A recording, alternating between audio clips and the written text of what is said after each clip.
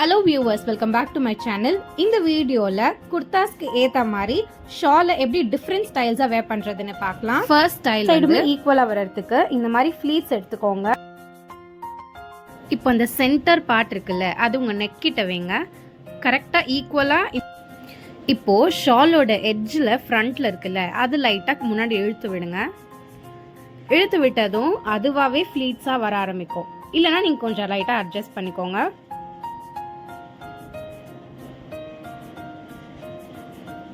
இப்போ அட்ஜஸ்ட் பண்ணதுக்கு அப்புறமா இந்த சைடும் அந்த சைடும் பின் போட்டு செக்யூர் பண்ணிக்கோங்க. இப்போ நம்ம செகண்ட் ஸ்டைல் பார்க்கலாம். இந்த ஸ்டைல் வந்து நீங்கள் ஜீன் டாப்க்கும் மேட்ச் பண்ணலாம், குர்தாஸ்க்கும் மேட்ச் பண்ணலாம். இப்போ என்ன பண்ணுறீங்கன்னா, ஷாலை ஒரு தடவை மடிச்சுக்கோங்க. இப்போ மடிச்சிருக்கீங்களே, அந்த எட்ஜும் இந்த எட்ஜும் சேர்த்து இன்னொரு தடவை மடிச்சுக்கோங்க.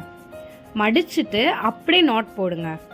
நாட் போட்டதுக்கு அப்புறமா கோட் மாதிரி அதை வேர் பண்ணிக்கோங்க. இப்போ என்ன பண்ணுறீங்கன்னா, ஃப்ரண்ட்டில் 2 எட்ஜஸ் இருக்குல்ல, அந்த 2 எட்ஜஸும் திருப்பி இன்னொரு நாட் போடுங்க. நாட் போட்டுட்டு உங்கள் கழுத்துக்கிட்ட அப்படியே ஒரு திருப்புங்க. இந்த மாடல் வந்து நீங்கள் ஜீன் டாப்க்கு குர்தாஸ்க்கு கூட நல்லா தான் இருக்கும்.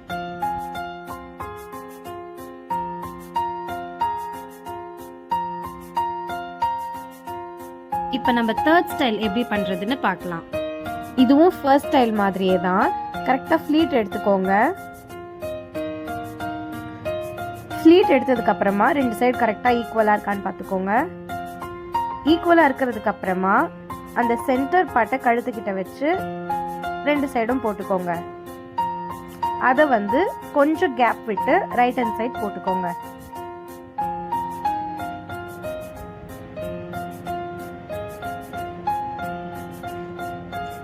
இப்போ இந்த சைடு வந்து ஒரு பின் செக்யூர் பண்ணிக்கோங்க, அந்த சைடும் பின் செக்யூர் பண்ணிக்கோங்க. அவ்வளோதான், உங்களுடைய தேர்ட் ஸ்டைல் ஓவர்.